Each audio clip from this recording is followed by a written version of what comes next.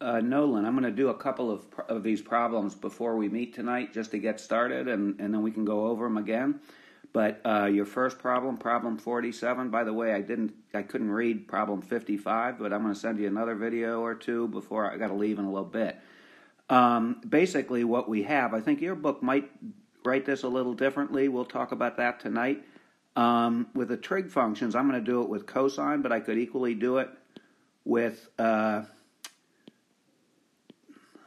hold on, sine or whatever.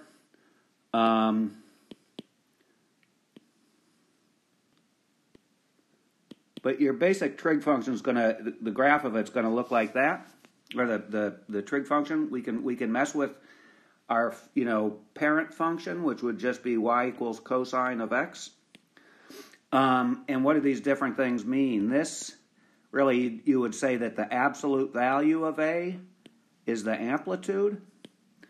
The amplitude of the regular trig function of sine or cosine is just 1. That's to say it goes up 1 above its what sometimes is called the axis of oscillation or weird things like that. I'm not sure what your book calls it, but so here a is equal to the amplitude or the absolute value of a. That's how far above and below it goes from the axis of oscillation. This guy messes with your period. Now, some books, I have a feeling your book might do this, leaves that b inside the parentheses. I like to pull it outside of the parentheses, and a lot of books do that. If you do that, then that guy, c, is your phase shift.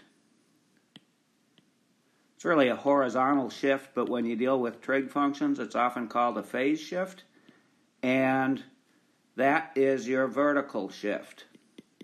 Looks like on these first problems, you're not dealing with the vertical shift yet.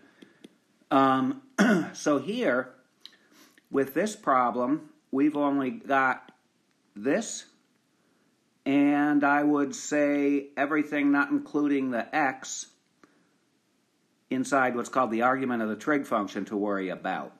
So it's pretty easy. This guy tells us that the amplitude of this particular trig function is equal to 3. And the way that b messes with the period, the way this guy messes with the period, is that it's going to, you're going to be able to say that the period in a particular case is equal to the normal period that we have for sine and cosine, which is 2 pi, divided by b. So here, b is equal to 2 pi over 3. And if I plug that into this formula, I'm going to get that the period in this particular case is equal to 2 pi over 2 pi over 3. And if I flip and multiply this guy, I'm going to get that the period in this case equals 3.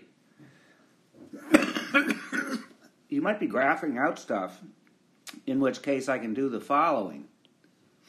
I can say that the amplitude of this function is going to go up as high as 3, and it's going to go down as low as -3, and the period is also 3. So I'm going to complete the full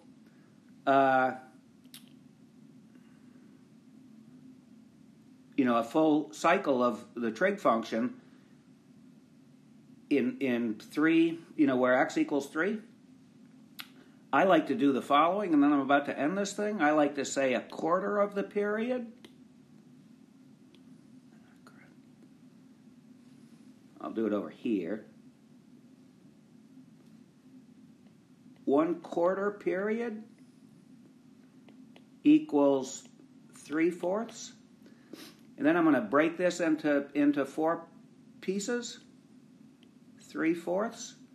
2 times 3/4, which is 3 halves. And 3 times 3/4, which is 9/4. And then I'm going to say that my trig function is going to go from top, my cosine, because cosine starts at the top. Then it's going to hit here.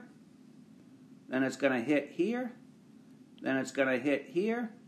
And then it completes its period up there. And then I can relatively easily draw this thing out. Not very well. And that's what one period is going to look like. So I'm stopping that there. It's just to get us started. All right. Thanks, Nolan. I'll talk to you tonight. I'll try to send you another video in a second.